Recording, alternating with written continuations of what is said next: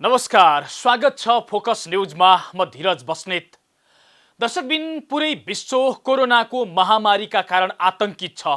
हाम्रो देश पनि यही कारण करिब 1 महिनादेखि लकडाउनमा छ। कैयौं जनता भोकै बसिराखेका छन्, कैयौं घर पुग्नका लागि हिँडिराखेका छन्।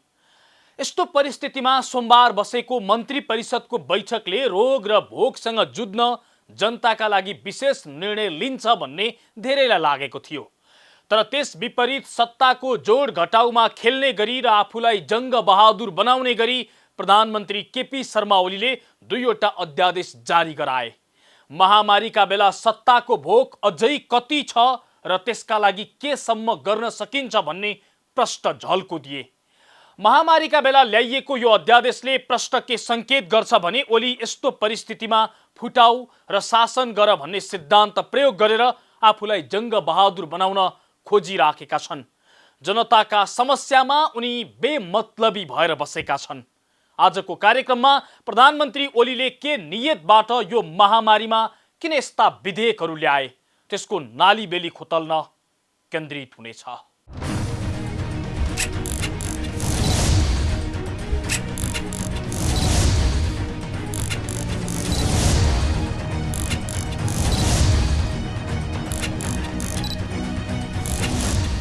अत्यन्तै हतारोपूर्वक महामारीका बेला प्रधानमन्त्री ओलीले सोमबार 2वटा अध्यादेश जारी गराए। एउटा राजनीतिक दल फुटाउन सजिलो हुने खालको र अर्को चाहिँ संवैधानिक परिषदमा आफू खुसी निर्णय गर्न मिल्ने खालको। जनता भोकै घरमा थुनिएर बसेका छन् लकडाउनका कारण। घर जान हप्तौं सडकमा हिँडिराखेका छन् यतिखेर। तर यही बेला अकस्मात यस्तो अध्यादेश किन ल्याइयो? यस पछाडिको नियत के हो? यो को तर्फ लक्षित छ?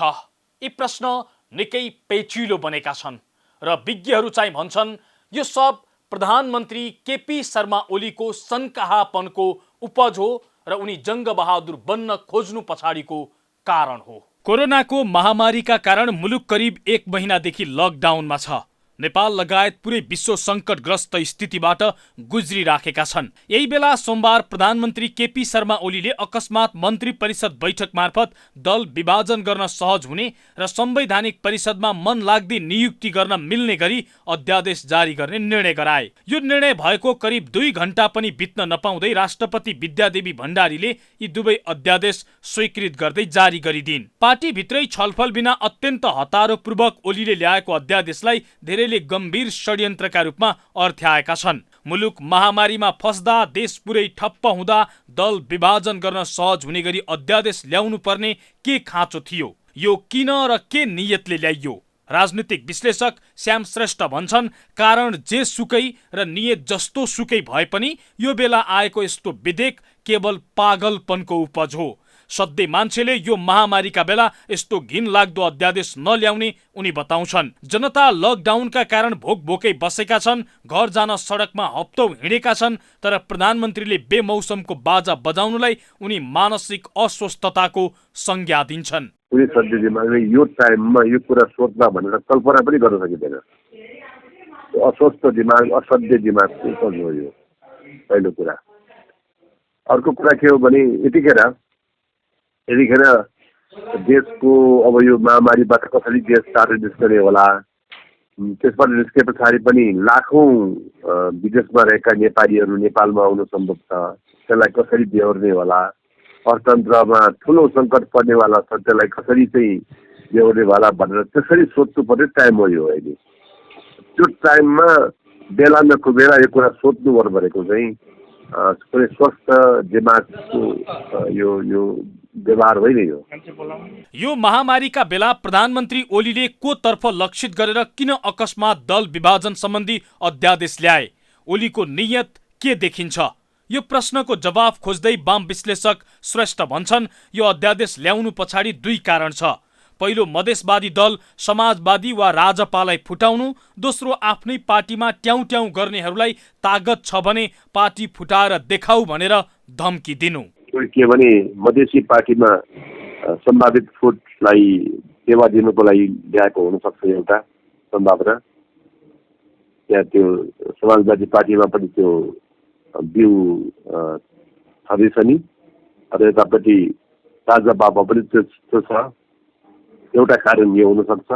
एउटा कारण आफ्नै पार्टीभित्र यो भिन्नमत छ नि, अल्पचुनाव उनलाई केपी ओलीलाई अल्पचुनाव गरेको मतलाई ल म पार्टी फुटाइदिउँ भनेर चुप गराउने, चुप नहो भने पार्टी पनि फुटाइदिने, त्यो कारणले ल्याएको कदम जस्तो लाग्छ। राजपा र समाजवादी फुट्लान् नफुट्लान् अर्को पाटो हो, तर अहिले ल्याएको यो अध्यादेशले उनैलाई भने जोखिममा पार्ने सम्भावना बढेको छ। ओली पार्टीको सचिवालय, स्थायी र केन्द्रीय कमिटीमा समेत अल्पमतमा छन्, जसका कारण उनले चाहे जस्तो निर्णय पार्टीबाट हुन सकेको छैन। पार्टीमा अल्पमतमा परेकै कारण सोमबार ल्याइएका अध्यादेशका विषयमा पनि निर्णय गरेपछि बल्ल सचिवालय बैठक बसेर छलफल गराइएको थियो। संसदीय समितिमा पनि ओली अल्पमतमा छन्, यसकारण उनको छटपटी यही अल्पमतका कारणले पनि बढेको हुन सक्ने राजनीतिक शास्त्रीहरूको विश्लेषण छ। अल्पमतमा पर्दै गए पनि ओलीको जङ्गबहादुर बन्ने भूत भने अझै बढी झाङ्गिएको सोमबार ल्याएको अर्को अध्यादेशले प्रश्न पार्छ, जुन अध्यादेश अनुसार अब संवैधानिक परिषदबाट हुने सबै खाले नियुक्ति बहुमतका आधारमा गर्न सकिनेछ, ताकि संविधानमै सर्वसहमतिका आधारमा संवैधानिक परिषदबाट निर्णय गर्ने व्यवस्था गरिएको छ। प्रतिपक्षी दलको नेता अनिवार्य रूपमा हुनुपर्ने व्यवस्था छ। अहिले ल्याएको अध्यादेशमा प्रतिपक्षी दलको नेता नभए पनि निर्णय गर्न सकिने प्रावधान राखिएको छ। यसले ओली निरङ्कुशताको बाटोतर्फ हिँडेको प्रष्ट संकेत गर्ने राजनीतिक विश्लेषक पुरञ्जन आचार्य बताउँछन्। र यो उहाँको निरङ्कुशतातर्फको यात्रा अगाडि नै सुरु भएको हो। यो चाहिँ उहाँको चाहिँ अब सबैभन्दा एपेक्स हो। अब योभन्दा बढी के गर्ने चाहिँ?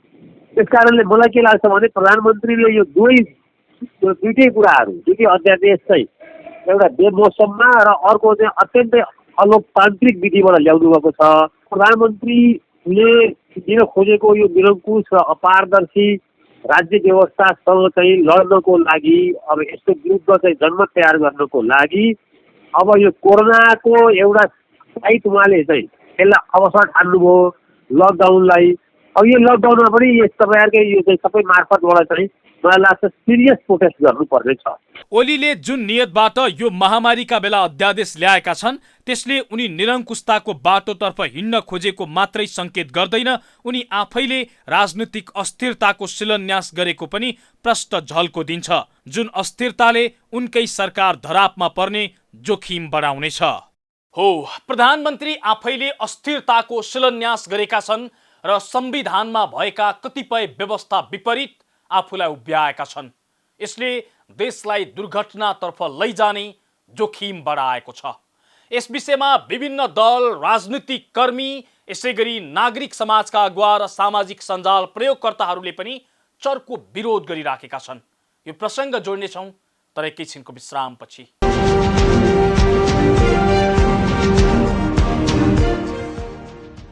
दर्शकबिन, तपाईं फोकस न्यूज हेर्दै हुनुहुन्छ। आज हामी कार्यक्रममा प्रधानमन्त्री केपी शर्मा ओलीले रातारात जारी गराएको दुईवटा अध्यादेशले उत्पन्न गराएको राजनीतिक तरङ्गका विषयमा चर्चा गरिराखेका छौँ। प्रधानमन्त्री ओलीले देश महामारीसँग जुधिराखेका बेला दुईवटा अध्यादेश जारी गरेपछि त्यसको चौतर्फी विरोध भएको छ। प्रमुख प्रतिपक्षी दल नेपाली काङ्ग्रेसदेखि लिएर साना दलहरूले पनि यसको विरोध गरेका छन् भने नागरिक समाजका अगुवा र सामाजिक प्रयोगकर्ताले पनि विरोध गरिराखेका छन्। प्रधानमन्त्रीले जे गरिराखेका छन् बेमौसमको बाजा बजाएर ठिक गरिराखेका छैनन् भनेर चौतर्फी यसको आलोचना भइराखेको छ। महामारीका बेला संविधानमा भएको व्यवस्था विपरीत सरकारले अध्यादेश जारी गरेपछि त्यसको चौतर्फी विरोध भएको छ। राजनीतिक दल, नागरिक समाजका अगुवा र अधिकांश सामाजिक सञ्जाल प्रयोगकर्ताहरूले प्रधानमन्त्री केपी शर्मा ओलीको यो कदमको चर्को आलोचना गरेका छन्। उनीहरूले मुलुक महामारीमा फँसेका बेला जनताको दुःख बुझ्ने भन्दा सत्ताको जोड घटाउमा लाग्ने र संविधानकै खिल्ली उडाउने कदम कुनै हालतमा सह्य नहुने बताइराखेका छन्। प्रमुख प्रतिपक्षी दल नेपाली काङ्ग्रेस, समाजवादी, राजपा, राप्रपा, साझा पार्टी लगायतले ओलीले लिएको निर्णयको कडा विरोध गरेका छन्। काङ्ग्रेस सभापति शेरबहादुर देउवाले विज्ञप्ति जारी गर्दै नागरिक जीवन सङ्कटमा रहेको बेला सरकारले अध्यादेश ल्याएको र राष्ट्रपतिले हतारमा प्रमाणीकरण गरेको भन्दै यसले दुर्घटना निम्त्याउने चेतावनी दिएका छन्। विश्व एक भएर कोरोनाको संक्रमणसँग लडिरहेका बेला यसै अध्यादेश ल्याउनुले सरकार नागरिकको जीवन रक्षाका लागि गम्भीर नभएको प्रमाणित भएको उनले उल्लेख गरेका छन्। यस्तै संविधान निर्माण गर्दा राजनीतिक स्थिरता र संवैधानिक नियुक्तिहरूमा साझा स्वामित्वका लागि गरिएका व्यवस्थाहरू सरकारले अध्यादेश मार्फत संशोधन गरेको भन्दै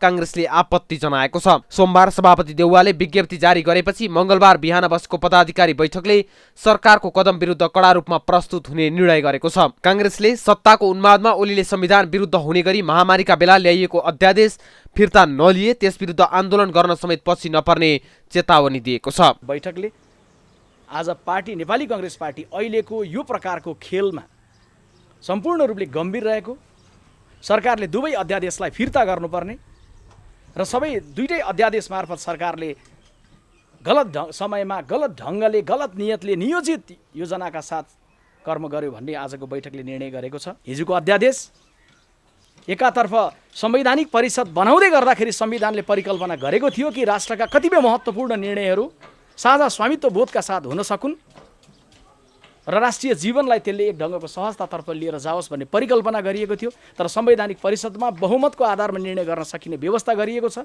बैठकले त्यो विषयलाई गम्भीरतापूर्वक लिएको छ। संसदीय व्यवस्थाको मूल्य बमोजिम संविधानको मर्मभन्दा विपरीत यो कदम चालिएको छ।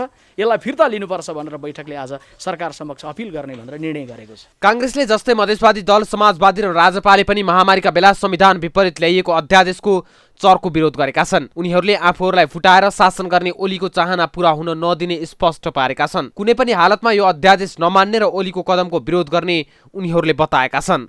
महामारीका बेला जनताका दुःखलाई व्यवस्था गर्दै पार्टी फुटाउने खेलमा सरकार लागेको भन्दै राप्रपाले पनि विरोध गरेको छ। उसले विज्ञप्ति नै निकालेर सत्तारूढ नेकपा भित्रको आन्तरिक शक्ति सङ्घर्षको परिणाम स्वरूप देश फेरि राजनीतिक अस्थिरताको दलदलमा फस्ने खतरा देखिएको टिप्पणी गरेको छ। कोभिड-19 को महामारी विरुद्ध सिङ्गो मुलुक एकजुट भएर लाग्नुपर्ने अवस्थामा सरकारले हालै ल्याएको राजनीतिक दल सम्बन्धी र संवैधानिक परिषद सम्बन्धी दुई अध्यादेशहरू अनुपयुक्त, अनावश्यक र संविधानको भावना विपरीत रहेको उसको ठहर छ। राजनीतिक दल सम्बन्धी अध्यादेशले दल विभाजनलाई प्रोत्साहित गर्ने, राजनीतिक अस्थिरता बन्ने र अन्ततः प्रजातन्त्रलाई धरापमा पार्ने टड्कारो सम्भावना रहेको राप्रपाका अध्यक्ष प्रकाश चन्द्र लोहनी बताउँछन्। त्यो अहिले उहाँको आन्तरिक सङ्घर्षको परिवेशमा एक पक्षले अर्को पक्षलाई तल पार्ने अथवा एक पक्षले अर्को पक्षलाई माथि भएको अविश्वासको परिवेशमा त्यो उहाँहरूले त्यो संविधानको एउटा सरकारलाई स्थायित्व दिने सबभन्दा महत्त्वपूर्ण प्रावधान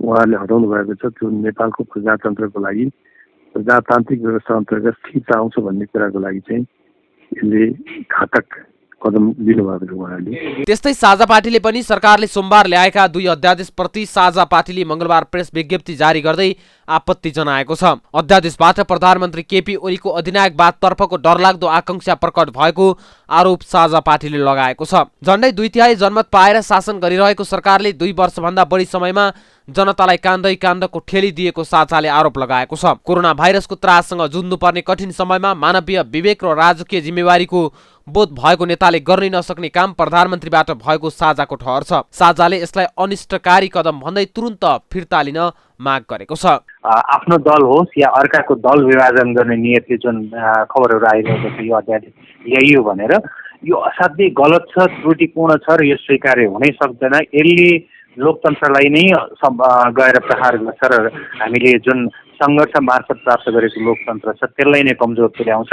अन्य पार्टीले मात्र होइन, नेकपाकै नेताहरूले समेत पार्टी अध्यक्ष समेत रहेका प्रधानमन्त्री केपी शर्मा ओलीको कदमको चर्को विरोध गरिराखेका छन्। सचिवालय सदस्य झलनाथ खनाल, स्थायी समिति सदस्य भीम रावल, देवेन्द्र पौडेल लगायतका नेताहरूले सरकारी निर्णयको आलोचना गरिरहेका छन्। यो समयमा त्यस्तो अध्यादेश ल्याएर गलत गरेको नेता पौडेल बताउँछन्। पार्टीमा नै छलफल नभई यस्तो कदम चालिनु दुर्भाग्यपूर्ण भएको उनको टिप्पणी छ। कति पनि यसले चाहिँ तादम्यता मेल खाएको, यद्यपि प्रधानमन्त्रीले कुनै उद्देश्य भएर ल्याउनु भएको होला, बाहिर आएका सूचना अनुरूप अरू कुनै दलसित सम्बन्धित छ, अप्ठ्यारो पर्यो भनेर भन्ने पनि मैले भर्खरै चाहिँ हेरेँ न्युज। यद्यपि पार्टीले चाहिँ निर्णय गर्छ, निर्णय गरिसकेपछि म बोल्दा राम्रो होला, निर्णय गर्दैछ पार्टीले, नेताहरूको प्रतिक्रिया आएको छैन। तर मैले व्यक्तिगत रूपमा यति भन्न चाहन्छु कि अहिले चाहिँ संसार नै महामारीका विरुद्ध लडेको बेलामा, सिङ्गो देशका जनताले प्रधानमन्त्रीलाई साथ दिएको बेलामा, अलिअलि सडक सडकका मान्छेहरूको बारेमा खोइ घर जान पाए हुन्थ्यो भनेर आलोचना गरेका कुरा बाहेक अहिले कसैले पनि सरकारलाई असहयोग गर्ने, सरकारले भनेको कुरा नमान्ने, सुरक्षा निकायलाई भनेको कुरा नमान्ने कसैले पनि गरेका थिएन। र आज मात्रै पनि म दिउँसो चाहिँ 3-4 वटा मिडियामा सरकारले गरेको कामको पक्षमा बोल्दै थिएँ। तर यस्तो चाहिँ अवस्थामा यो अलिकति चाहिँ असान्दर्भिक कुरा क्याबिनेटबाट प्रवेश गरेर आउँदाखेरि त्यसले राम्रो मेसेज चाहिँ बेमौसमको बाजा हो सरकारको ठ्याक्कै। अब यो चाहिँ अफ सिजनमा लगाइएको खेती हो, यो सिजन होइन। आफ्नै पार्टी विपक्षी दल नागरिक समाजका अगुवा र सामाजिक सञ्जालमा समेत प्रधानमन्त्रीले जारी गरेको 2वटा अध्यादेशको विरोध भएको छ। मुलुक महामारीसँग जुधिरहेका बेला कुन त्यस्तो बाध्यता थियो अध्यादेश ल्याउनै पर्ने भनेर प्रश्न गरिराखेका छन्। संविधानकै बर्खिलाप हुने गरी गरिएको निर्णय सच्याउनु पर्नेमा उनीहरूको जोड छ।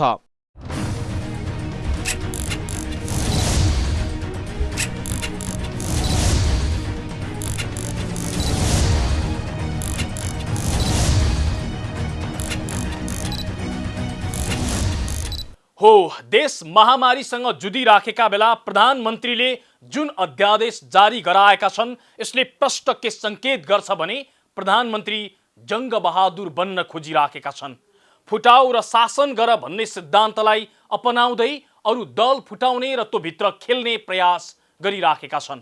अझै आफ्नै दलभित्र पनि कोही चाहन्छ भने फुटेर जाऊ तर म सत्ता छोड्दिन भनेर प्रष्ट संकेत दिइराखेका छन्। तर यो संकेत उनले सही समयमा दिएका छैनन्।